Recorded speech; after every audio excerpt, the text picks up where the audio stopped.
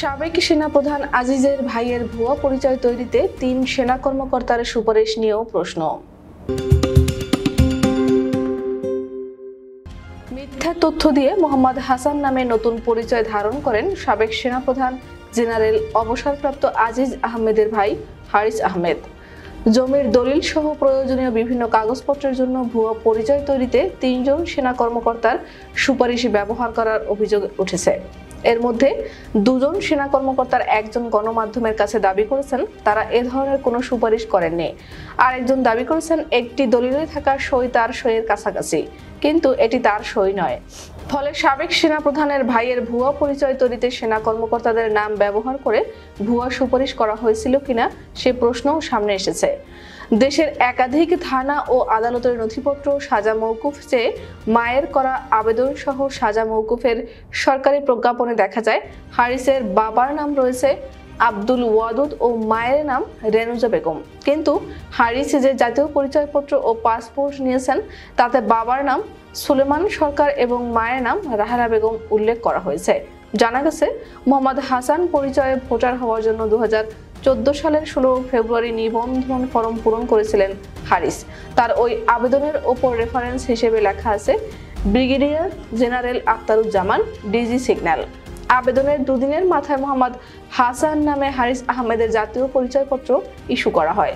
2019 সালের 5 আগস্ট তিনি এনআইডিতে নিজের ছবি পরিবর্তন করেন। ভুয়া এনআইডিতে ভাইয়ের ছবি পরিবর্তনের সুপারিশ করেন তখনকার সেনাপ্রধান আজিজ আহমেদ। জাতীয় পরিচয়পত্র দেওয়ার কাজটি করে থাকে নির্বাচন কমিশন। কেউ ভোটার হিসেবে নিবন্ধিত হলে তাকে জাতীয় পরিচয়পত্র দেওয়া হয়। সংশ্লিষ্ট সূত্র জানায় ভোটার নিবন্ধন বা কোনো তথ্য সংশোধনের ক্ষেত্রে প্রভাবশালী কারো লিখিত বা মৌখিক সুপারিশ থাকলে ইসির সংশ্লিষ্ট কর্মকর্তারা সুপারিশকারীর নাম আবেদনের সঙ্গে রেফারেন্স হিসেবে লিখে রাখেন। ওই আবেদনপত্রটি সংরক্ষণ করা হয়। এভাবে সুপারিশকারীর নাম লিখে রাখা হয় মূলত পরবর্তী সময়ে কোনো সমস্যা হলে যাতে সহজে বের করা যায় কার সুপারিশ ছিল। সংশ্লিষ্ট সূত্র জানায় যার নাম ভোটার নিবন্ধন ফরমে রেফারেন্স হিসেবে লেখা আছে তিনি অবসরে যাওয়া ব্রিগেডিয়ার জেনারেল আখতারুজ্জামান সিদ্দিকী। তিনি 2010 থেকে 2013 সালের মার্চ পর্যন্ত নির্বাচন কমিশনের identification system for access to services প্রকল্পের পরিচালক ছিলেন। এই প্রকল্পের অধীনেই জাতীয় পরিচয়পত্র দেওয়া শুরু করেছিল ইসি। তিনি জাতীয় পরিচয় নিবন্ধন অনুবিভাগের মহাপরিচালকেরও দায়িত্ব পালন করেন। এরপর 2013 সালের মার্চ থেকে 2015 সালের জানুয়ারি পর্যন্ত তিনি সেনা সদর দপ্তরে পরিচালক হিসেবে কর্মরত ছিলেন। পরবর্তী সময়ে তিনি বাংলাদেশ ইউনিভার্সিটি অব প্রফেশনালসের ডিন এবং সর্বশেষ ট্রাস্ট ব্যাংকের আইটি উপদেষ্টা হিসেবেও দায়িত্ব পালন করেন। 2021 সালে আল জাজিরায় প্রচারিত একটি প্রতিবেদনে উঠে আসে মোহাম্মদ হাসান নামে হারিস একটি দলিল করেছিলেন 2014 সালে, যেটি সত্যায়ন করেছিল পররাষ্ট্র মন্ত্রণালয়। সেখানে সাক্ষী হিসেবে নাম আছে ব্রিগেডিয়ার জেনারেল আবুল হাসনাত মোহাম্মদ কে বাশারের। তার ঠিকানা লেখা আছে বিজিবি পিলখানা। মেজর মোহাম্মদ সুজাউল হক নামে আরেকজনের নাম আছে সাক্ষী হিসেবে, তারও ঠিকানা উল্লেখ করা হয়েছে বিজিবি পিলখানা। 2012 থেকে 2015 সাল পর্যন্ত বর্ডার গার্ড বাংলাদেশের মহাপরিচালক ছিলেন আজিজ আহমেদ।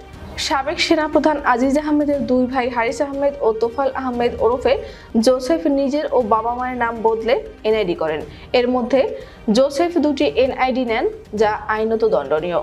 সেনাপ্রধান থাকার সময়ে আজিজ আহমেদের ভাইদের ভুয়া তথ্যে জাতীয় পরিচয়পত্র ও পাসপোর্ট করানোর ক্ষেত্রে তার প্রভাব খাটানোর বিষয়ে দেশ বিদেশের বিভিন্ন গণমাধ্যমে খবর প্রকাশিত হয়, তবে এসব বিষয়ে কোনো ব্যবস্থা নেওয়া হয়নি। আজিজ আহমেদের ভাই হারিস 2টি এবং আরেক ভাই আনিস 1টি খুনের মামলায় যাবজ্জীবন সাজাপ্রাপ্ত আসামি ছিলেন। 2019 সালের 28 মার্চ তাদের সাজা মওকুফের প্রজ্ঞাপন জারি করে স্বরাষ্ট্র মন্ত্রণালয়। 1996 সালে মোহাম্মদপুরের ব্যবসায়ী মুস্তাফিজুর রহমান হত্যা মামলার আসামি ছিলেন জোসেফ। এই মামলায় তাকে মৃত্যুদণ্ড দেন আদালত। এই রায় বহাল রাখেন হাইকোর্ট। পরে আপিল বিভাগ সাজা কমিয়ে যাবজ্জীবন কারাদণ্ড দেন। 2018 সালে যাবজ্জীবন সাজাপ্রাপ্ত শীর্ষ সন্ত্রাসী তোফাল আহমেদ ওরফে জোসেফ রাষ্ট্রপতির ক্ষমায় মুক্তি পান। আজিজ আহমেদ 2018 সালের 25 জুন থেকে 2021 সালের 23 জুন পর্যন্ত সেনাপ্রধানের দায়িত্বে ছিলেন। দুর্নীতিতে সম্পৃক্ততার অভিযোগে সম্প্রতি এই সাবেক সেনাপ্রধানের উপর নিষেধাজ্ঞা দিয়েছে যুক্তরাষ্ট্র। এর ফলে তিনি ও তার পরিবারের সদস্যরা যুক্তরাষ্ট্রে প্রবেশে অযোগ্য হয়েছেন।